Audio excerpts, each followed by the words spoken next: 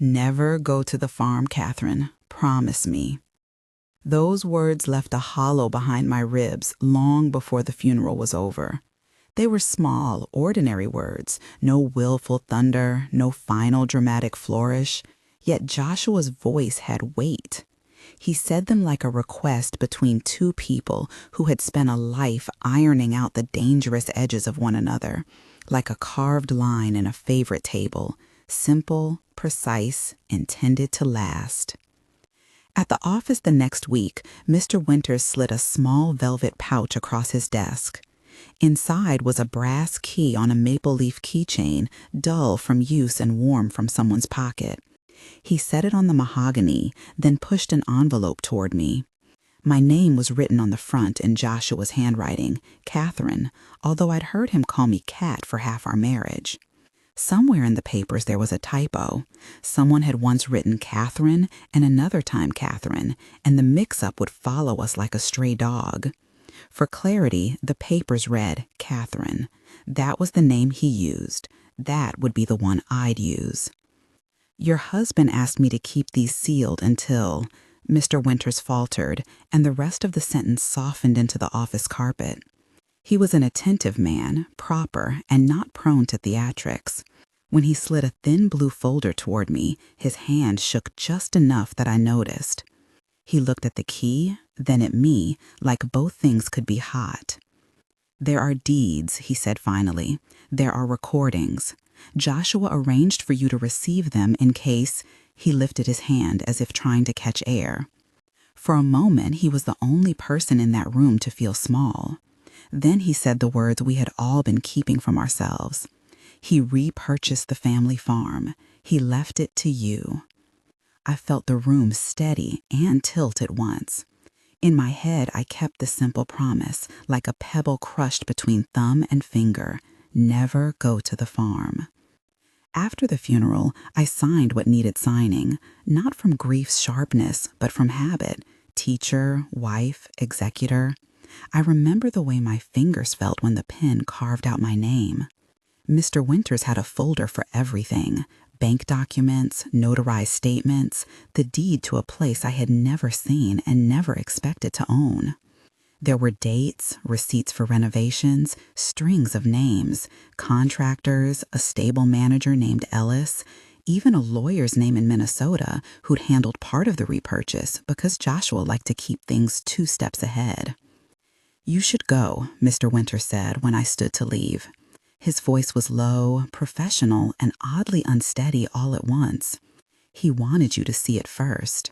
He let the sentence hang, the way I imagine he believed the memory of my husband did, like something precious that couldn't quite be kept in a file." I told Jenna on the phone. She was quieter than I expected. There was a distance in her voice, like a thin piece of glass. "You should go," she said. "Dad always wanted you to have something special." If that was his plan. Her voice trailed the way mine had at Mr. Winters' office.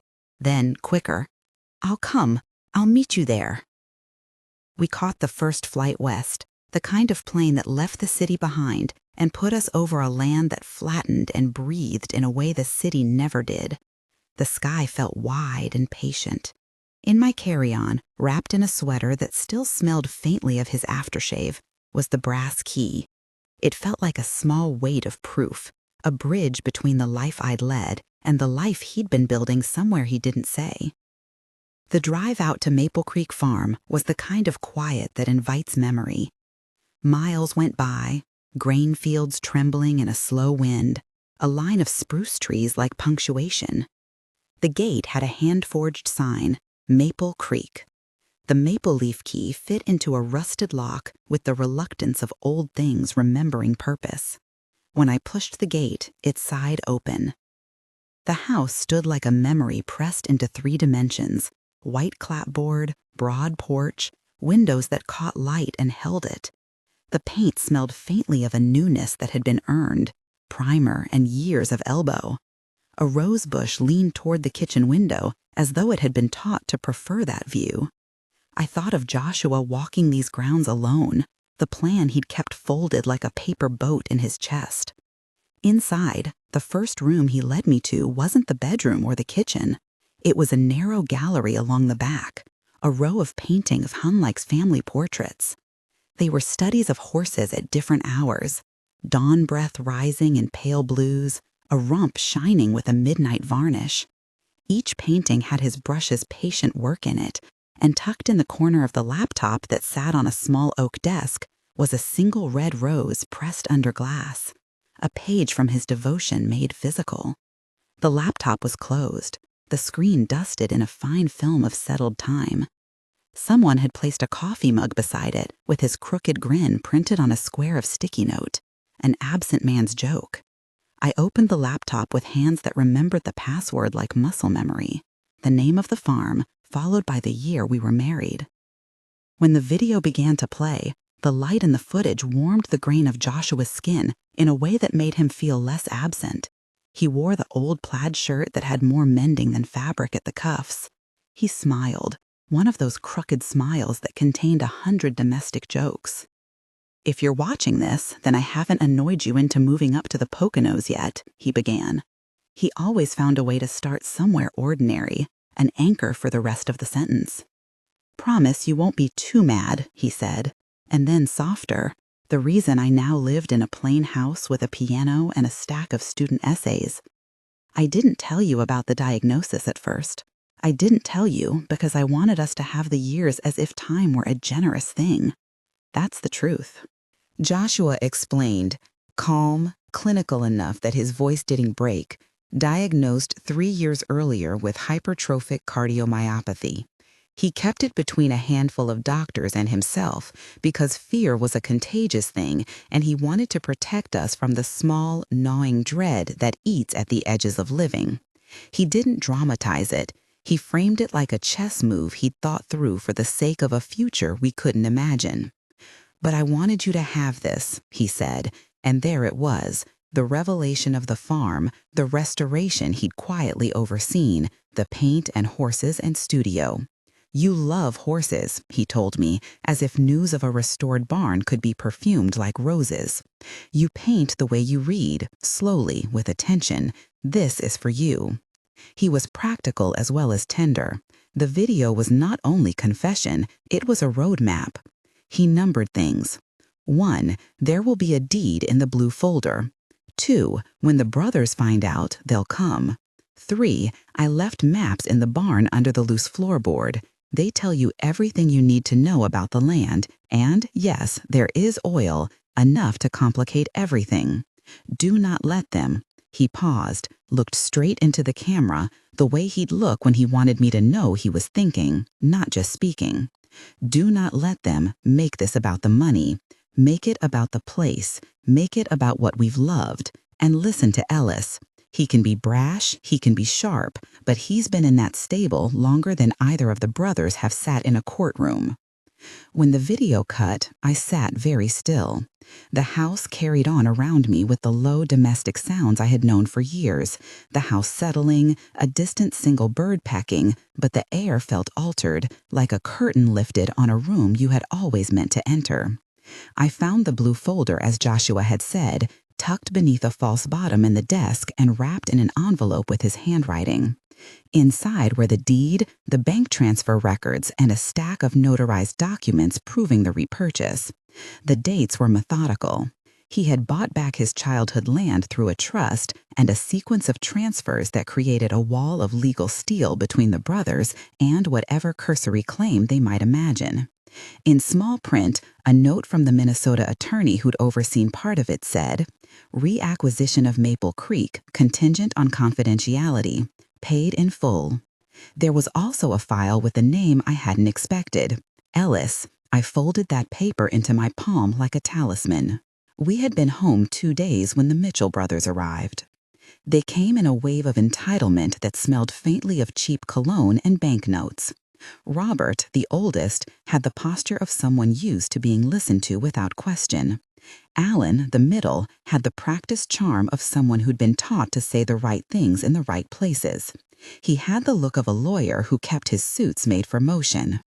David, the youngest, looked like someone who had been trying on his father's anger and didn't know where to leave it. They walked the house as if it were a theater they could take over with the right line. "I only found out after the funeral," Robert told me, as if disclosure were a favor I owed him. "We thought Dad's estate would pass legally. It's messy. Joshua didn't leave much in the open, Kat. You know how he was." Alan spoke slow, then faster when he thought the acceleration might make his words feel like cooperation. "We want what's fair," he said. "We'd rather not go to court. We can," he tapped his phone like a magic wand, "we can negotiate." "It's in our family," David added, in the tone of someone repeating what he'd been taught in the family. I held the blue folder lightly on my lap like a thing I might hand someone and watch them make a choice. "The deed is here," I said. "He bought the land back himself and placed it in a trust that names me as beneficiary. This was not an oversight." They looked at the papers as if they knew how to shift an ink blot into something else. Words like contest and challenge began to move between us like small animals with sharp teeth.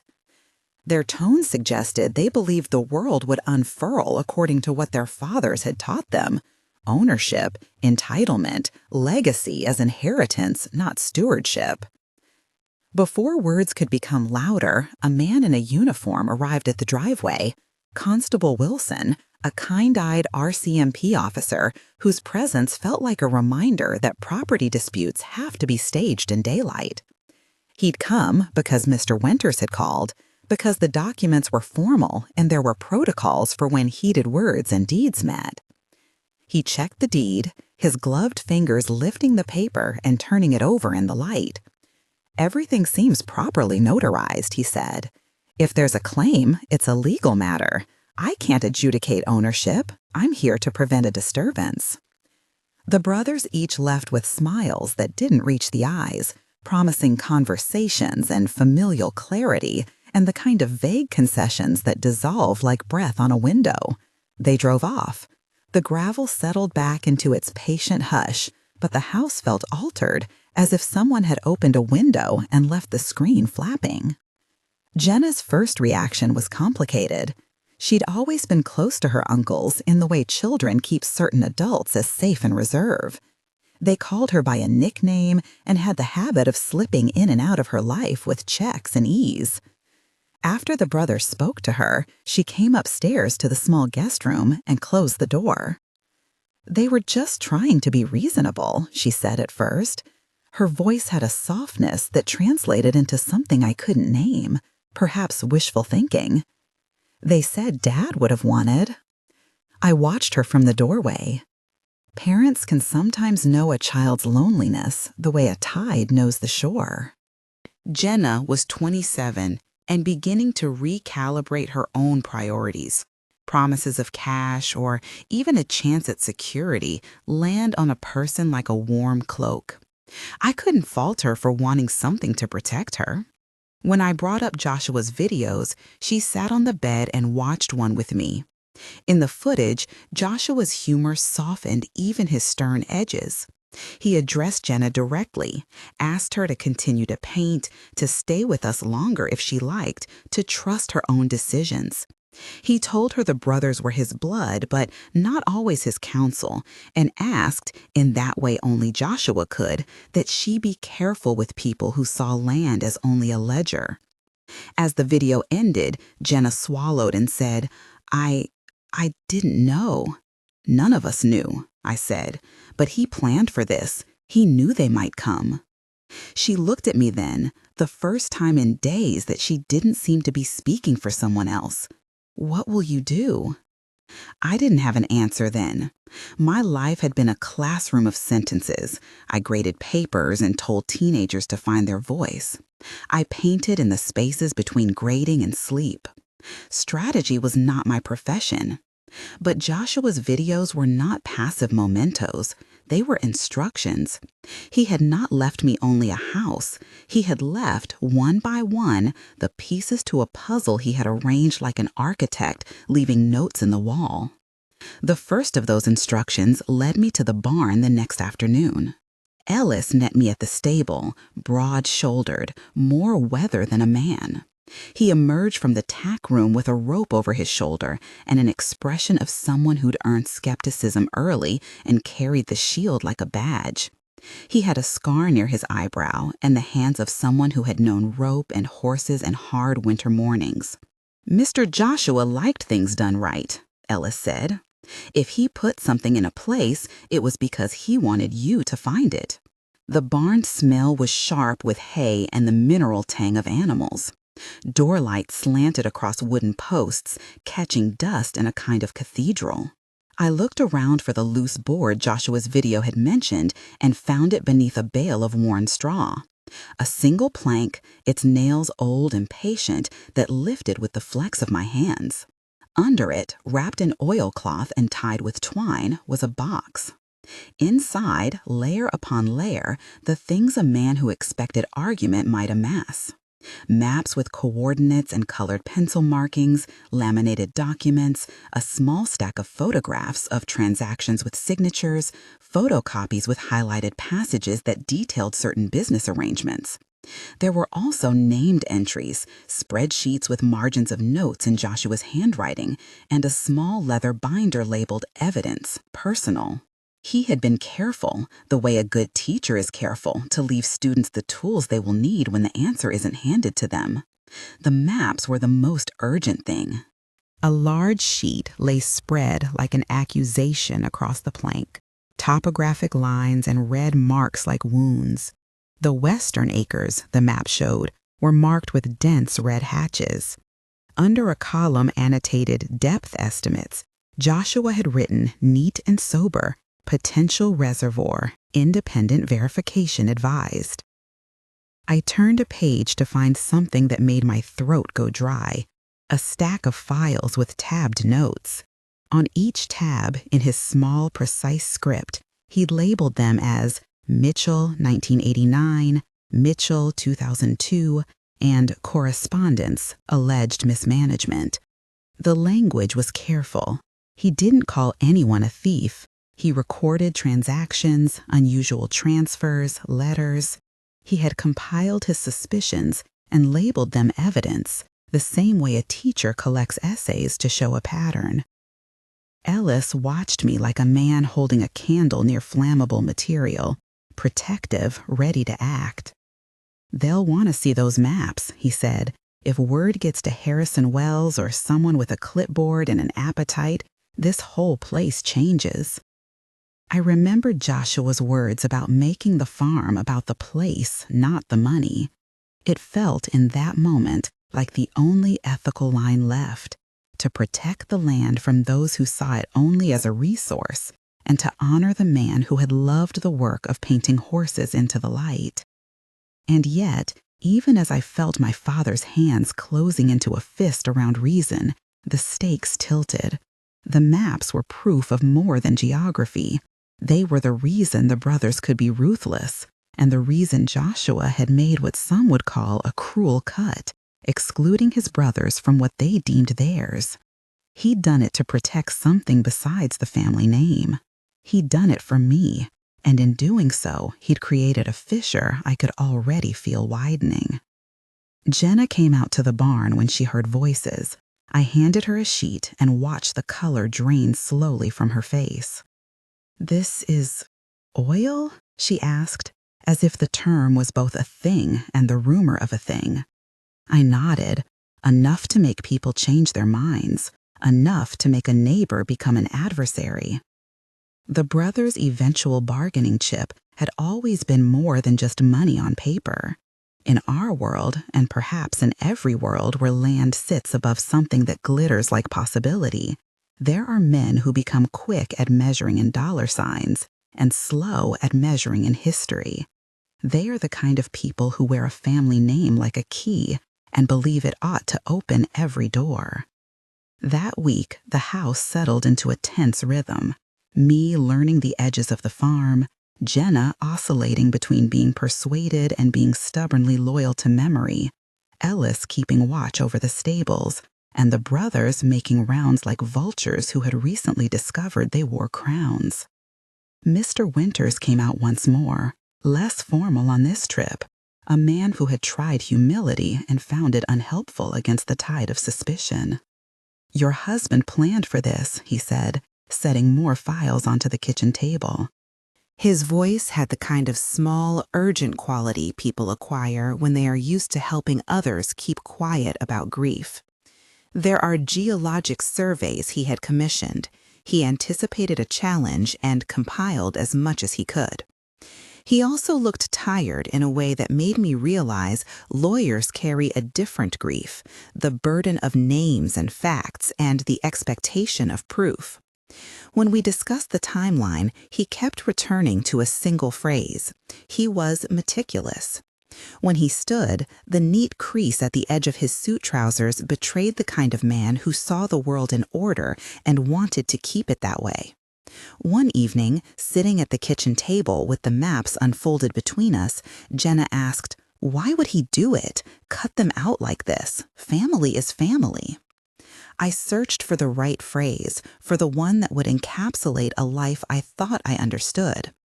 "Because he believed family was also what you choose to protect," I said.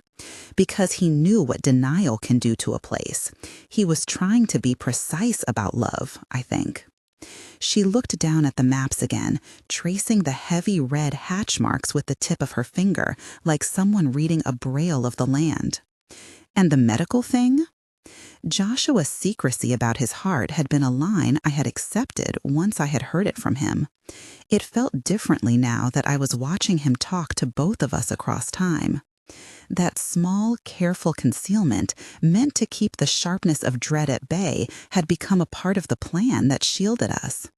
I thought of how he had wanted our years to be undiminished by anticipatory loss. After the discovery in the barn, I began to see how Joshua had prepared for the very worst leverage the brothers might try to use. There were files, for example, that showed him anticipating attempts to use family ties as bargaining chips. In one of the videos, he said, "If they ever try to make this about obligation, remind them of the women they've left behind. Remind them that a farm is not a ledger." And then there was the sealed letter addressed simply to Robert. It sat in the box like a final card Joshua had refused to play early. When I held it, the paper felt thicker than its size warranted. "He wanted you to open it if," Mr. Winters said awkwardly, as if the shape of the sentence were a thing too intrusive for the air. "Open it now," I told him, not because I wanted to see another small wound, but because a sealed letter is a door you'd rather not leave closed if someone has put a key in your palm. Inside was a single paragraph and a copy of a DNA test. Anything that suggested Joshua had done the hard work of unpeeling family history. He'd discovered, it seemed, that there were other relatives who might stand between blood and claim. He asked plainly that any request for medical assistance, if it ever came, be routed through the family he had discovered first, with truth and transparency. No established Mitchell demand would shadow someone's possible need for life-saving care without scrutiny. He wrote, in a tone that was more instruction than apology, that if a brother ever suggested a kidney or a liver as a button to be pushed, they should be led through the process openly, with consent and clarity. He had anticipated a kind of crude bargaining, an approach that sees bodies and organs as leverage, and he wanted to put a procedural stop to it. When I folded the letter back into its place, a noise came from outside. Tires on gravel, a voice raised in a tone that suggested impatience. The brothers were back earlier than anyone expected. I could hear them make plans in the distance. Lawyers, meetings, the energy companies they'd already called. They were setting the stage for something big. I felt for the first time the landscape of the fight. Joshua had made a radical choice, one that had the effect of cutting his brothers out of what he deemed his to protect. He'd done it for me, yes, but more than that, he'd done it for a place and an idea, that land could be preserved as an act of stewardship, not as a ledger of profit. "We won't let them make this about money," I said, and the sentence surprised me by its solidity. It was not outrage. It was a plan being born in the small theater in my chest where grief had been doing a strange, steady work. Outside, the brothers' voices drew nearer. The map lay open on the table between us, the western acres unreadable until we spoke their names. The red marks pulsed like a warning. I could hear Ellis at the stable, his voice low and forceful as he spoke to a man on the phone, reassurance, and the soft bark of someone making promises he had to keep. There was still so much I did not know. Joshua's videos had been only the beginning. He'd left me a house, a stable, a studio, and a series of instructions that read like the last act of a careful man. The rest, the legal snarls, Jenna's leaning toward her uncles, the arrival of men with clipboards and suits, would hinge on how tightly I could close my hands around what he'd left. When night came, the house was lit with lamps that cast warm pools across the floor. I sat in the studio, surrounded by canvases he had bought me, and brushes damp with the memory of color. On the laptop, another video began before I could tell it not to. Joshua's face was close to the camera. His eyes held that same strange mixture of tenderness and resolve. "One more thing," he said. "When they come asking for the obvious, you'll need more than documents. Get an independent geologist. Bring in a reputable company who will agree to stewardship terms before any lease is signed. And, for God's sake, do not sign anything without counsel from someone who understands both sides." His voice leaned into a laugh that was not without pain. "I know this makes me a terrible romantic, Kat. I wanted you to have a place where you could paint until your hands got tired, not a place that becomes a footnote in someone's portfolio." He signed off, like he always did, with the phrase that had become our private cadence, "Until tomorrow, my love." The words were soft, and the camera lingered on his crooked smile a beat longer than felt comfortable.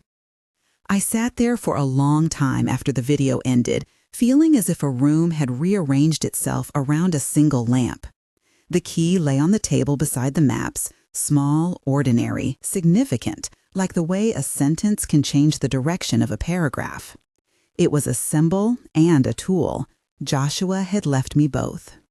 Outside, a car door slammed. Voices rose again, this time with a rhythm that suggested they were setting up their narrative. The brothers were assembling resources, and the business world was, like quicksilver, already moving toward us. I thought of the way a lesson in the classroom must begin. First the hook, then the evidence, then the practice. Joshua had given me the hook and the evidence. It was time to learn the practice. If he had cut his family out for me, it was not because the man had turned away from blood. It was because he wanted the place and the people he loved to be something other than leverage. He'd constructed rooms of proof and, beneath the barn, a war room that read like an old man's armored hope. The brothers' voices rose, then fell back. Jenna slept poorly that night. I lay awake, hands folded like a clasp, the brass key warm under my palm. I felt, for the first time, the shape of what I might become, not just the woman Joshua had loved, but the steward he had wanted me to be. The thought steadied me like a small shore pulse. In the morning, I would open the bunker properly. I would call Mr. Winters and make sure we had an independent geologist's name. I would invite Jenna to watch the videos with me, this time without the shadow of surprise. I would find the evidence Joshua had left to show the whole of what we were defending. Outside, the sky had the thin, clear coldness of late autumn. The map on the table looked like a wound waiting to be read. The house around me breathed, full of a life Joshua had planned for and withheld. And still the question remained like a bell. He cut his family out for her. But who was she? I was learning the answer, one small piece at a time. The key lay on the table like an invitation. Footnote for clarity, because some details must be anchored. The papers and recordings referred to me as Catherine. Variations existed in early typed drafts where an extra K appeared. For the sake of the story and to respect the documents Joshua left, I use Catherine. If you want to keep following this, there's one thing you can do. If this story is the kind that pulls at you, if you're watching, hit like and subscribe. Tell us where you're watching from. It helps us tell more stories like this. The sympathies of strangers on the internet are another kind of support, I suppose, but mine was the work of the next steps. I rose from the table, the maps to my left, the sealed letter to my right, and went to the barn with a flashlight and Joshua's final instruction taped, neat and merciless, to the sleeve of my sweater. Don't be surprised by people, be surprised by yourself. The trapdoor in the barn smelled of oil and damp straw. I knelt on the rough wood, the brass key cold in my palm, and eased the latch the way Joshua had shown me in the video, slow, deliberate, like turning a page. The light that fell into the cellar was thin at first, a wet beam that slid down wooden steps and pooled on metal and paper. The bunker was smaller than I'd imagined and larger than it needed to be. A low, earthen-walled room lined with filing cabinets, maps tacked to the beams, a folding table with a battered laptop, and the hum of a battery-backed radio that Joshua must have set up to keep the room alive. He had called it a war room, and for once he had not sounded ironic. There were boxes stacked like promises, manila folders labeled with years, thin legal pads with scrawlings in his minute script, photographs clipped to strings. On the table, a map the size of a dining room table lay open, topography in blues and browns with red hatched areas that made the page look as though it had been marked by someone trying to point out a bruise. Sticky notes demarcated coordinates. Someone had drawn arrows in pencil and labeled parcels with little notes, Test Well 3 and Buffer Zone Request. A paperclip held a foldout of what a geologist had described in a report, porosity estimates, stratigraphic horizons, and a cautious line that read, Independent verification recommended. I let the flashlight move across the maps like a reverent hand. Joshua had placed his life into meticulous order. These were not just documents, they were tactile arguments for why Maple Creek should remain what he'd hoped it would be. He'd anticipated lawyers and men with clipboards, and he had left the scaffolding to show how to defend not only a deed, but an idea, stewardship. Ellis had followed me down the stairs and stood in the doorway like someone guarding small truths. He made you a fortress, he said simply. His voice carried the accent of cold mornings and hands that worked ropes, not a cage. There was also a ring binder that made my breath snag when I opened it. The tabs read Mitchell transactions, correspondence, audit trails. The entries were dense with dates and shorthand. The photocopies had certain entries highlighted, transfers, loans, payments that didn't align with company filings. Joshua had not used accusatory language. He had, like a teacher gathering a pattern in student work, assembled evidence that suggested a pattern. Where a document stopped short of indictment, a margin note explained the inconsistency. Alleged misdirection, one tab read. Pattern identified. Corroborate with bank records. In a later video, one of those small, ordered recordings he made at night with lamplight, I watched him explain, again with that practiced tenderness, why he had collected these things. I didn't want to leave you with a mystery you couldn't solve, he said to me and to a camera that had caught the soft exhaustion under his eyes. I wanted to leave you questions with answers attached. Bring people who can read the language of rocks. Bring someone who understands finance. Use the evidence. Don't let it use you. He had left names. He had left recommendations. An independent geologist in Saskatoon whose paperwork he'd paid to translate into lay terms. A civil engineer who understood easements and buffer zones. The name of a lawyer in Calgary who specialized in resource disputes. He had anticipated alliances I had not imagined I would need to make. I called the geologist first, simply because it was the most direct thing Joshua had told me to do.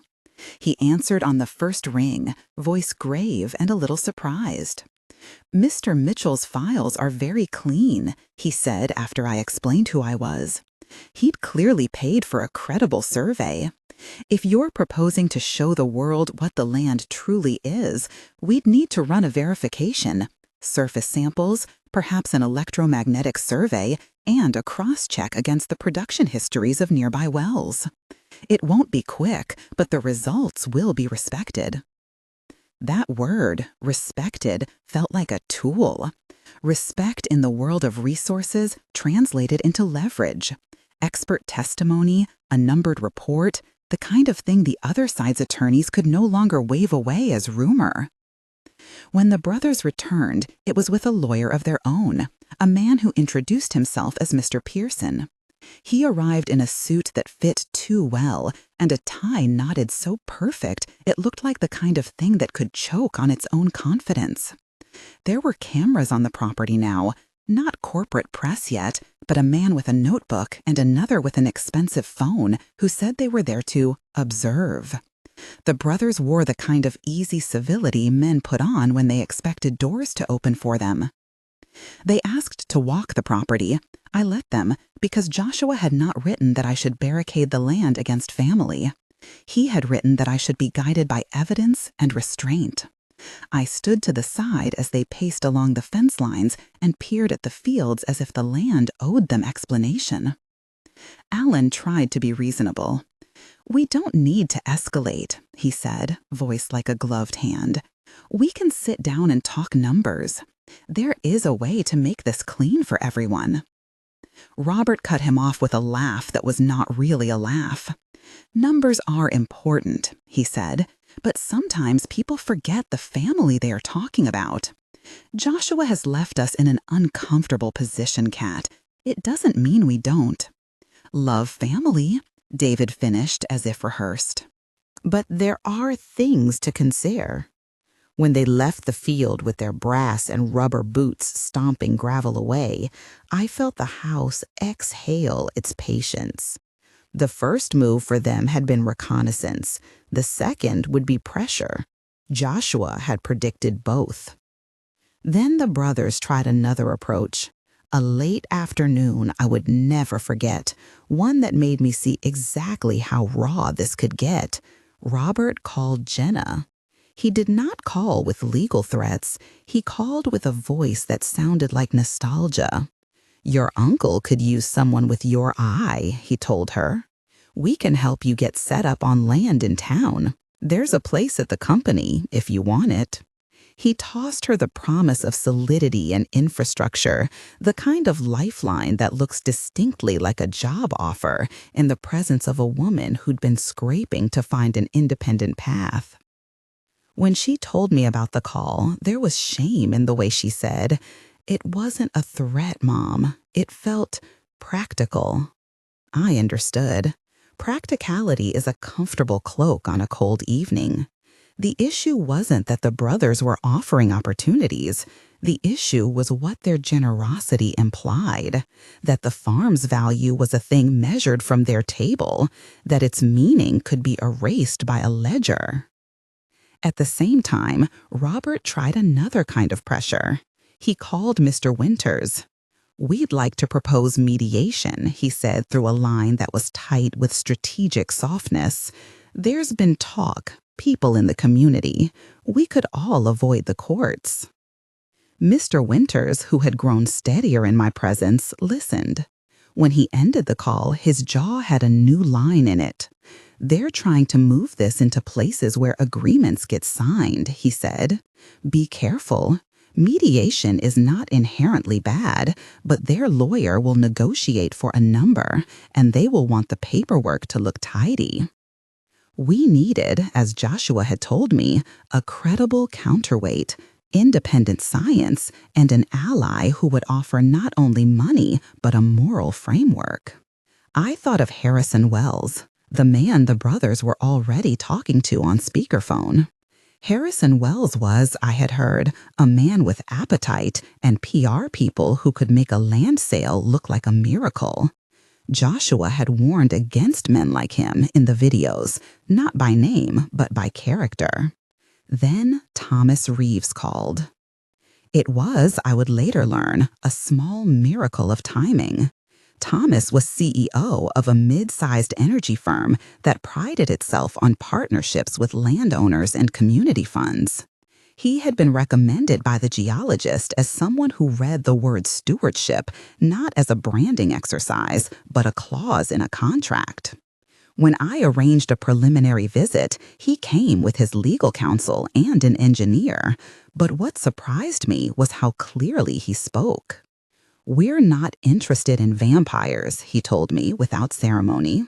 "We're interested in partners. If your family wants to keep a core parcel free of extraction, we'll work around that.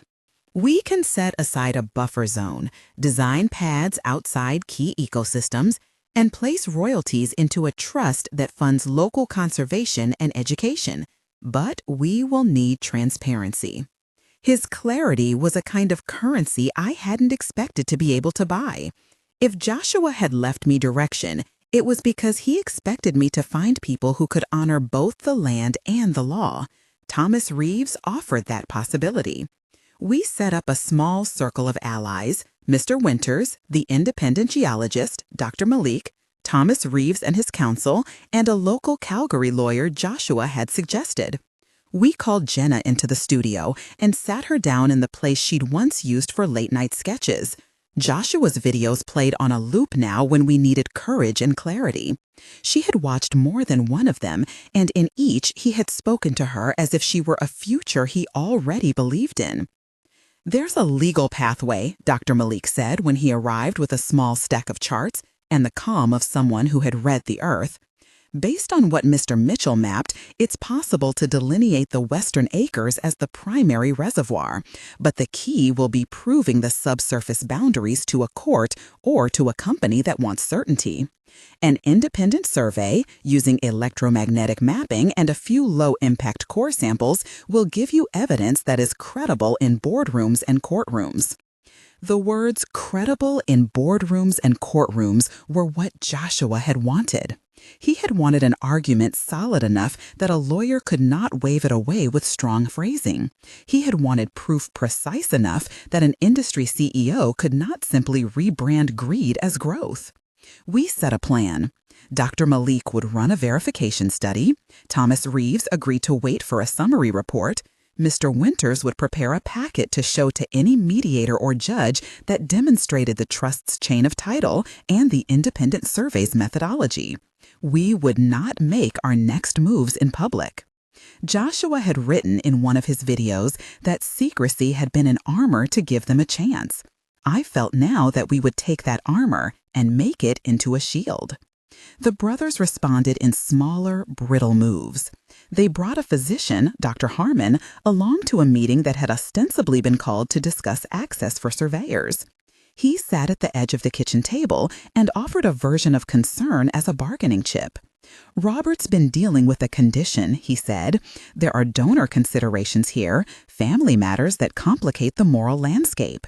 He spoke of possibilities with a doctor's authority that felt like a ledger, an attempt to write an obligation into a family's ledger sheet.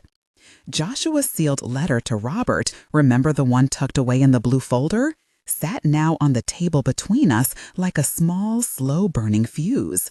I read it again aloud, simply the paragraph that spoke to medical requests and the need for transparency. It had been so carefully worded. "Any medical request must be routed through the family identified and follow standard ethical protocols. No body is collateral to a legal dispute."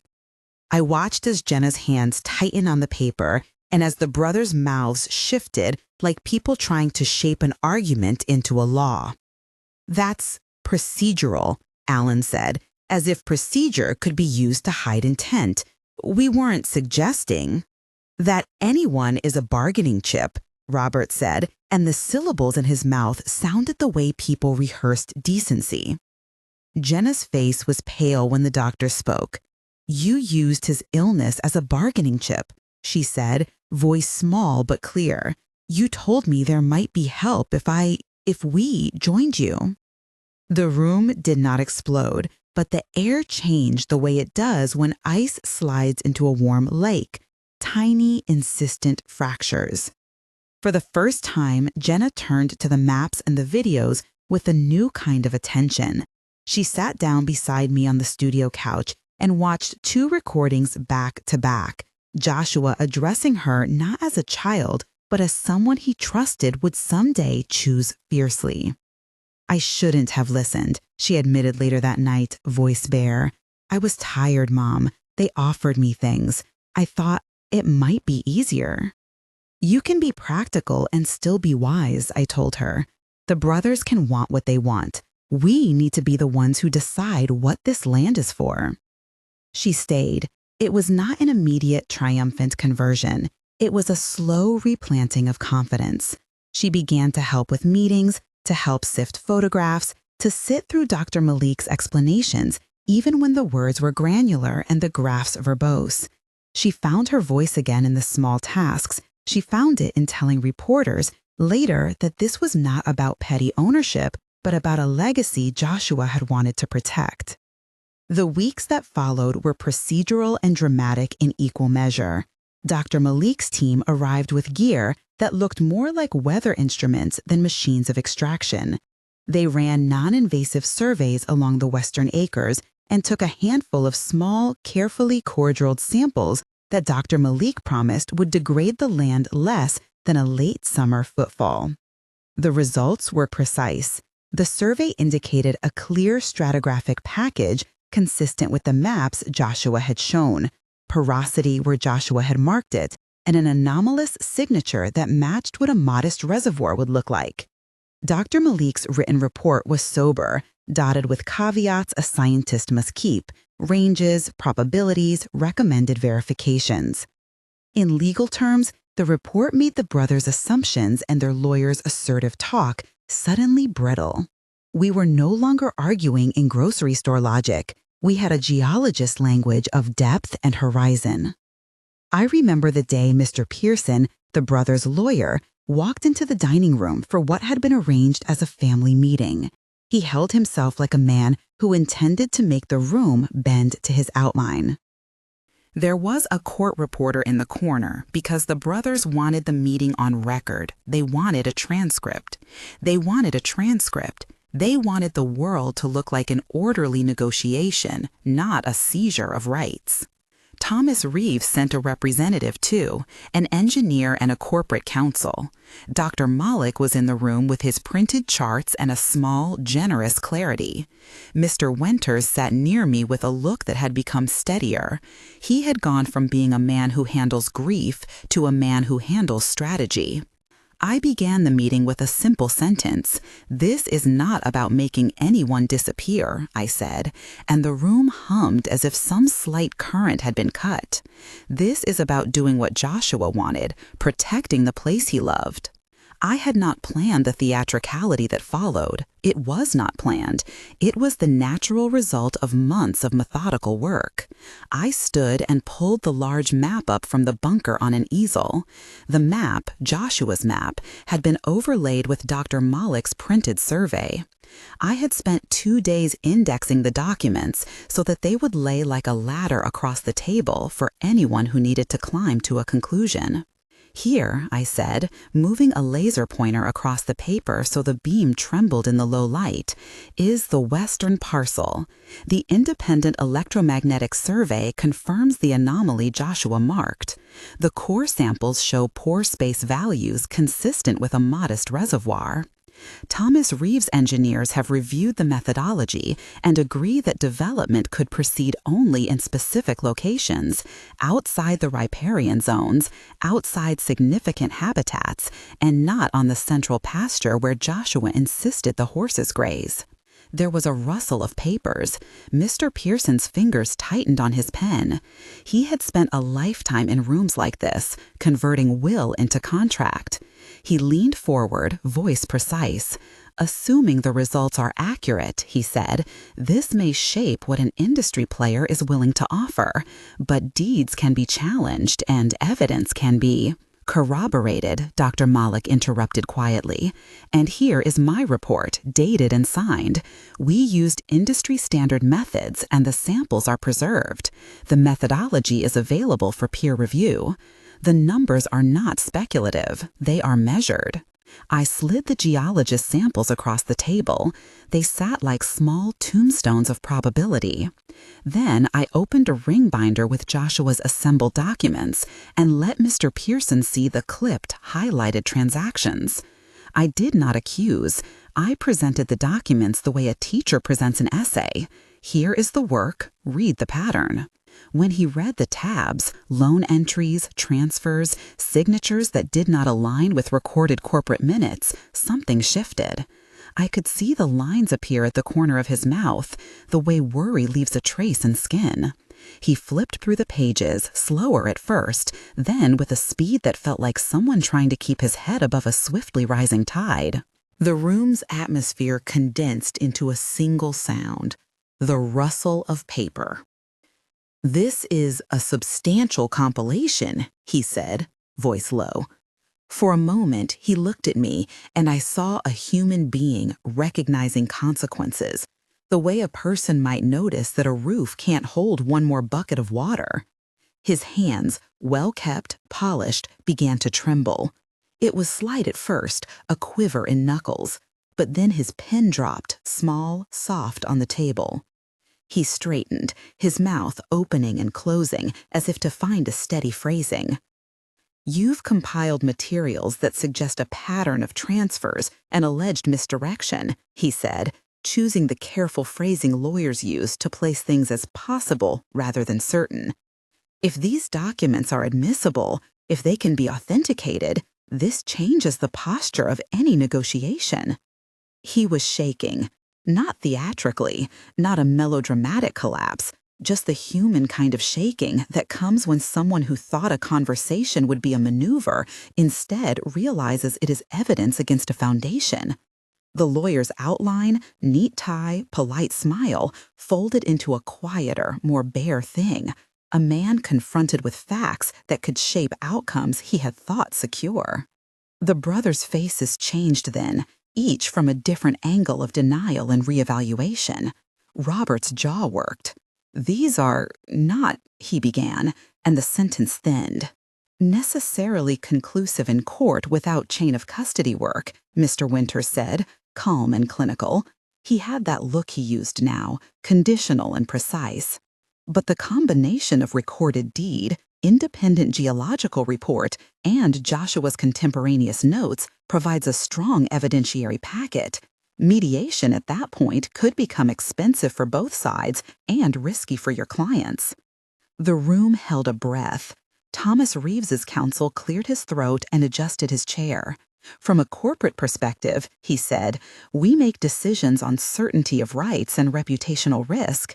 If there is a reasonable probability that the southern cluster of acres is not the primary reservoir, or that there is ambiguity in title due to transfers, the board will want to negotiate with a named party who holds stewardship in good faith. If the named party insists on environmental safeguards, that's something we can structure into an agreement that mitigates communal concerns." Mr. Pearson's hand went to his temple. His fingers were still damp from the tremor. He looked at his clients, at three men who had expected to use a family's name like a key, and then at me. For a second, his mouth lost the precise politeness he wore as armor. He looked human, and, in that humanizing, vulnerable way, shook. That was the moment. The image of a lawyer shaking, what tabloids might call a stunned legal rep, was a visual shorthand for what had been earned by months of methodical work. It was credible because it was the result of independent science meeting collected documentation and a clear plan from the land steward. It was not a theatrical collapse. It was a quiet recognition of risk and exposure. Mr. Pearson inhaled and said, "Perhaps mediation is wiser at this stage than escalation." The brothers, controlled and smart where they had to be, agreed to pause. It was a pause that held more than mere calm. It held the possibility of a negotiated outcome that could respect Joshua's wishes while giving the brothers a face-saving way out. That night, they left the property saying they wanted to come to the table. Negotiation felt like an act of translation. We were translating Joshua's language, maps, videos, directives, into terms a court or a boardroom would accept, trust clauses, buffer zones, royalty schedules.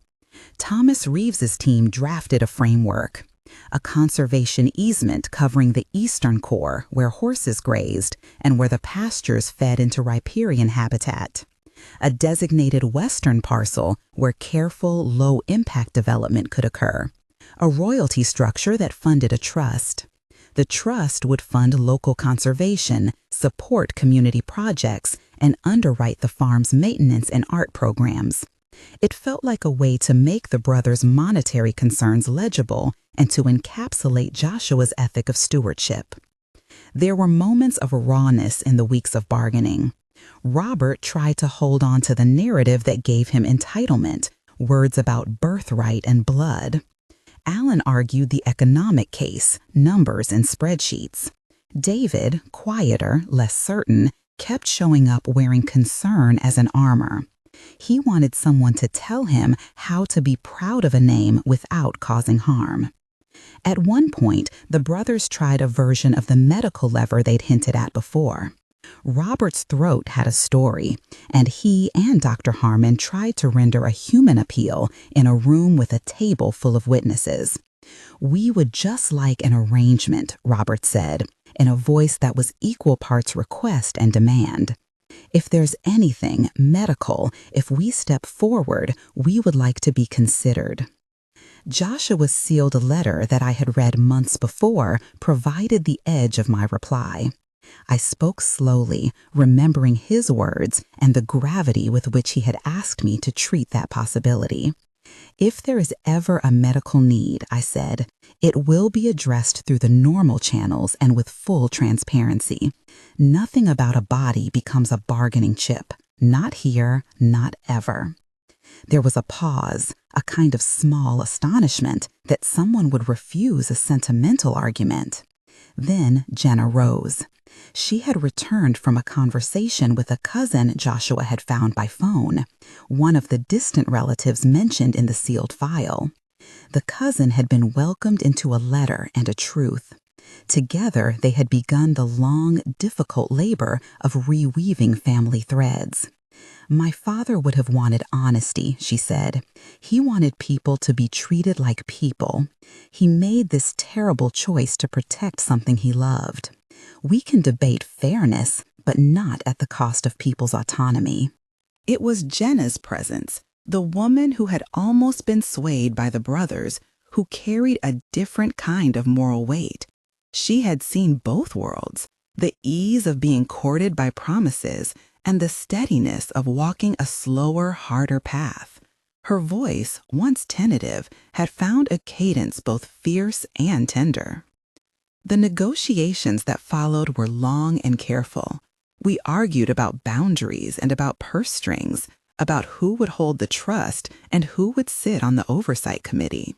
Letters were written and revised. Meetings were called, adjourned, reconvened.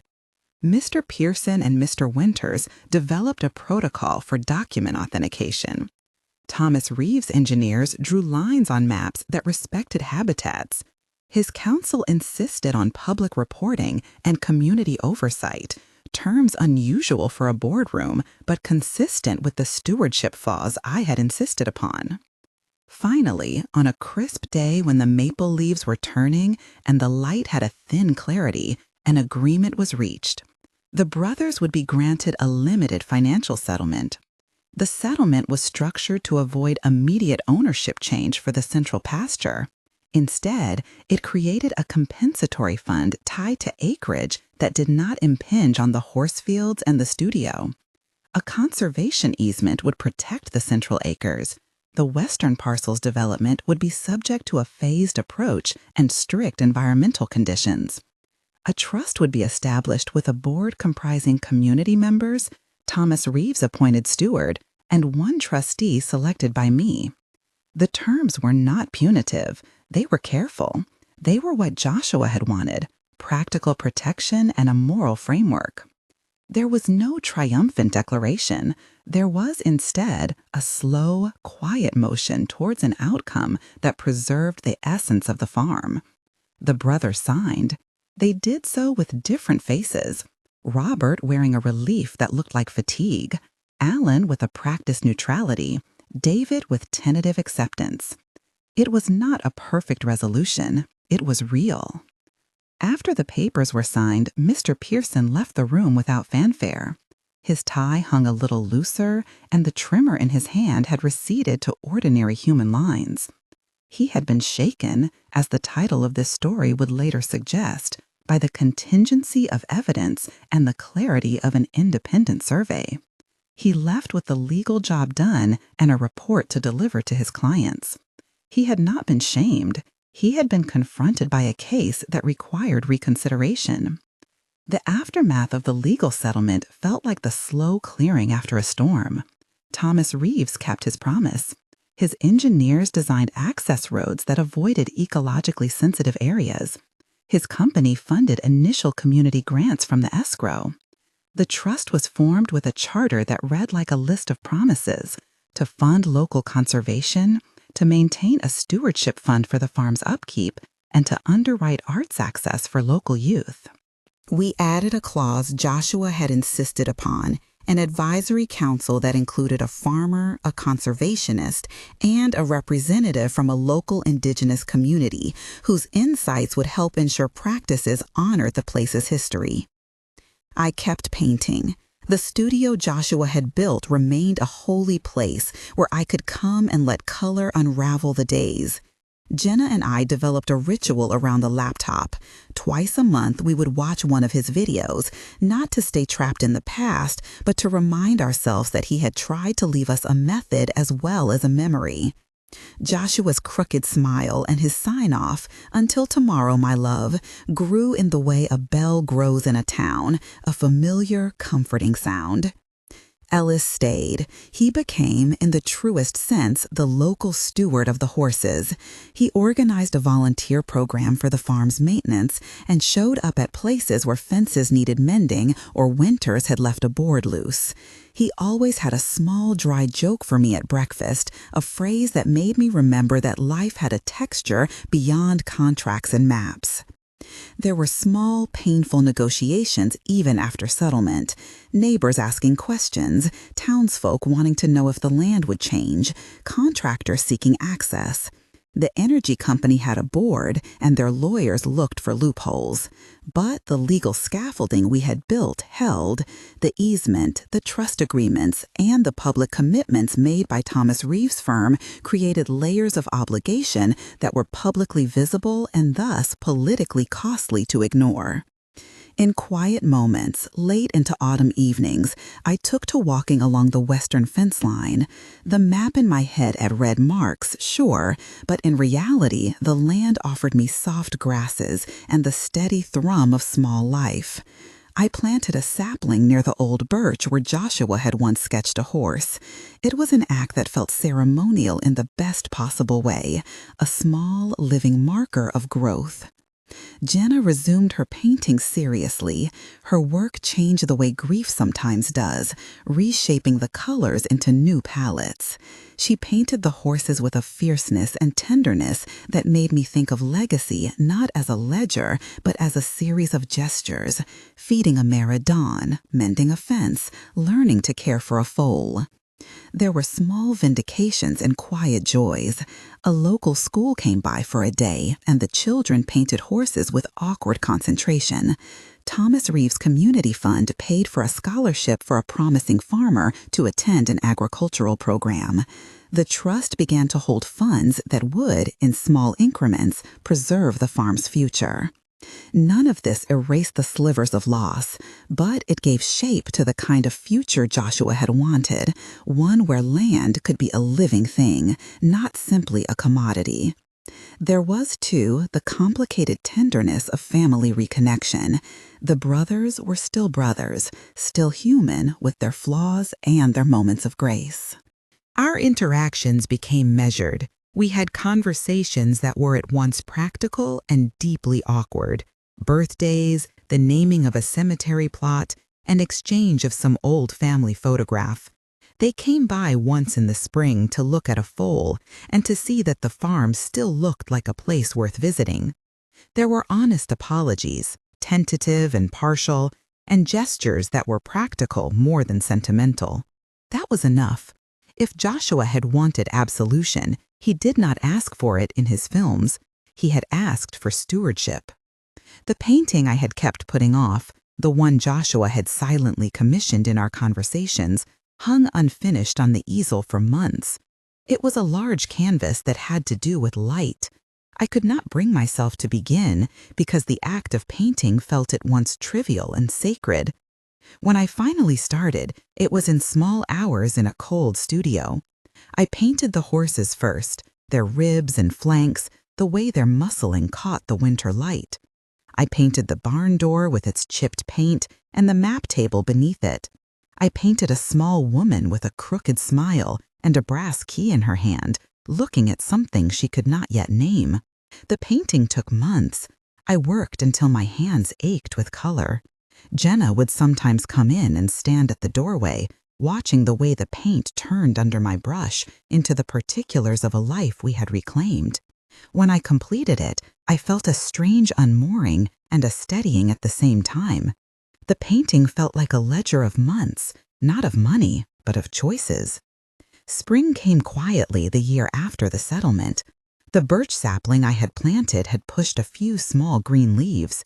The horses shed their winter fuzz, the barn door stuck less. On a morning when the sky had the thin blue of a page turned, and after I had fed the mares and checked a fence line, I sat at the kitchen table with the laptop open. A new video had arrived in Joshua's sequenced messages, one I had not yet watched, because I had felt it might be too much to continue living with the man who had orchestrated so much of our life. He appeared on the screen, older in ways that made me ache. The room he filmed in had a light I recognized, morning through the curtains. He held in his hands a small sketch, the kind of notational drawing he used when planning a fence line or marking a horse's shoulder. He looked at the camera with the same crooked grin and said, "You made it. You did the hard part."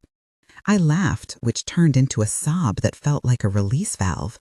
He spoke of small things, of how he imagined me painting, of the sound of Jenna's laugh, of the way Ellis had a certain way with a stable broom. Then he turned the camera and, almost as an aside, said, "Promise me you'll let it be a place for people, too. Not just a quiet sanctuary. Let kids come. Let people learn. Don't let the fear of money make the farm a box for anger." I watched the video until it blurred. Then I turned off the laptop and walked out to the fields. The mares were grazing with the slow, chewing attention of creatures that know rhythm. A foal pranced and caught the light in its newness.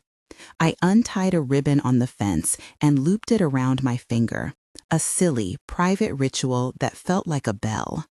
There were moments of silence in the day that used to feel like accusation. Now they felt like space. I started to host small workshops in the studio. Jenna and I taught painting to neighborhood kids. Ellis showed them how to groom a horse.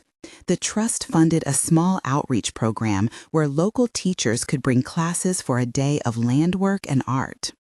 That, to me, was the deepest fulfillment of Joshua's hope, the land being a place for making, learning, and repair. The seasons kept their promises. Late one autumn, as the light thinned and the horse's breath fogged like steam, we held a small private dedication. The trust had installed a plaque near the old birch with words about stewardship and about honoring a life that had chosen to protect a place. I did not read from the plaque.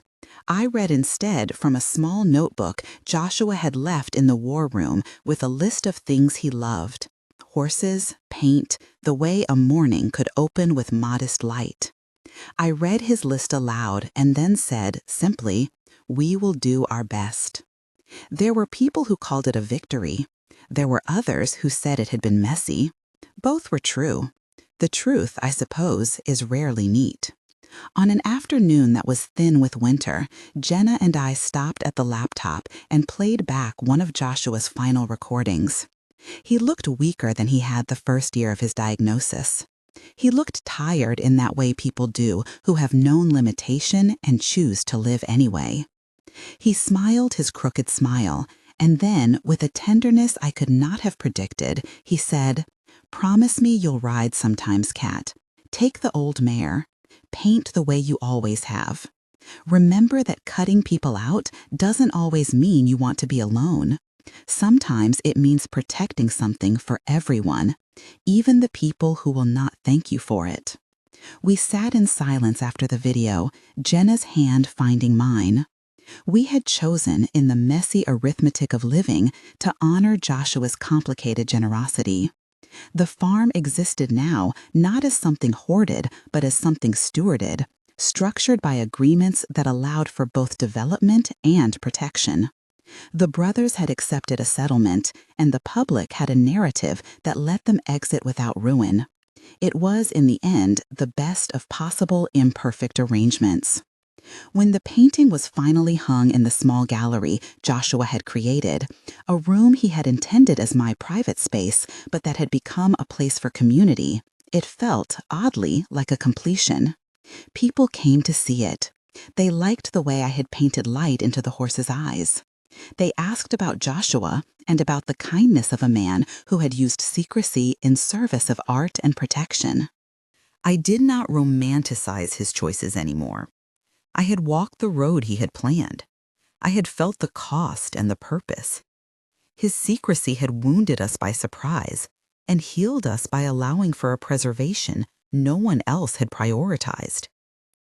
The last camera in the sequence of his videos was simple. He sat in the kitchen chair, light from a late afternoon window knife-thin across his cheek. He looked at the camera in a way that made me feel he was talking to me and the whole of what we had endured. "If you're watching this," he said, voice soft and kind, "then you've done more than I ever dared to hope. Take care of the little things. Paint, laugh. Don't let the bitterness make you small. Make the place a place for other people to find their smallness and their largeness." He signed off with that word that had become our prayer and our benediction. "Until tomorrow, my love." I closed the laptop and stood in the gallery looking at the painting that had taken a year of mornings to finish. Outside, the world, the wind, the horses, the distant road kept its ordinary pulse. I walked to the porch and watched the birch sapling braced in the thin wind, leaves whispering like small applause. If someone asks why he had cut his family out, the honest answer is complicated. He did it for me, yes, because he loved me and wanted me to have a place to paint and to breathe. He did it for the land because he did not want it to be turned into something that would erase what he loved. He did it, finally, because he believed a different model of family, one in which stewardship and truth are the measures of loyalty. He had chosen to build walls not to keep people out by spite, but to keep certain things intact long enough for someone to argue for them with facts and discipline. The lawyer had been shaken because evidence and science had met a narrative of entitlement in a room where the stakes were both legal and moral. The shaking was not spectacle. It was the human crack that appears when certainty dissolves under the weight of a clearer truth. That is a small mercy. The farm continues. We tend it. Jenna exhibits her paintings in a small gallery in the nearest town. Ellis runs a weekend program teaching children horsemanship. And Thomas Reeves' company funds an annual scholarship for sustainable agriculture. The trust exists in documents I read sometimes in late nights, and in the ordinary work of patching fences and calibrating irrigation, of counting hay bales and teaching a child how to hold a brush. I have learned that stewardship is a daily act, not a single victory. It is a way of living that requires stubbornness and gentleness in equal measure. It asks for the courage to say no when yes would be easier, and the humility to accept help when no could become isolation. On the porch some mornings when the light is thin and the world feels raw and possible, I take out the brass key and roll it across my thumb. It still catches the light, a small, ordinary talisman. The red rose under glass sits now on my desk, pressed into a page where I can see it as I work. Joshua's crooked grin is a sticky note on the laptop, a trick at the edge of grief that makes me humanly silly for a moment. If you want to help keep this story moving, if this account of love, secrecy, and stewardship struck a chord, please share it and subscribe for more stories like this. Tell someone about the strange courage it takes to protect a place and to learn who you are when the map is finally handed to you. Until tomorrow, then, my love.